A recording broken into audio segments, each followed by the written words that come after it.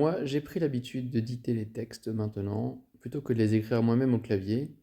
Je trouve d'ailleurs ce clavier un peu embêtant, car il prend une bonne partie de l'écran et c'est pas forcément agréable des fois, puisqu'il me reste juste la moitié de mon écran pour voir ce qu'il y a à voir, etc. Et le clavier m'encombre, alors même que je fais de la dictée vocale.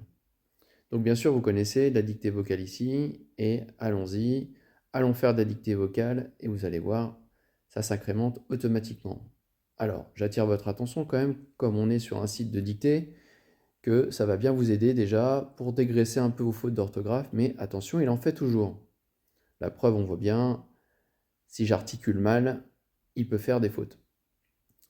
Maintenant, alors même que la dictée vocale est activée, vous observez qu'il y a deux petites flèches qui partent vers le bas, ici.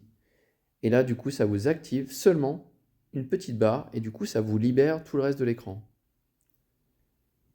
Une fois que vous aurez activé ou désactivé la dictée vocale, vous pouvez cliquer sur le clavier et ça vous le restaure.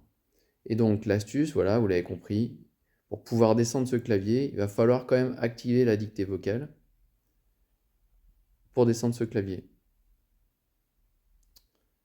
J'ai adoré cette astuce parce que ça libère quand même une bonne partie de l'écran. Et je vous précise quand même que c'est une dictée vocale qui fait des fautes d'orthographe, je vous l'ai bien déjà dit. Et ça marche avec Gboard. Voilà, Gboard comme c'est écrit. Ah oui, ça fait quand même des sacrées fautes d'orthographe. Je sais pas d'ailleurs si c'est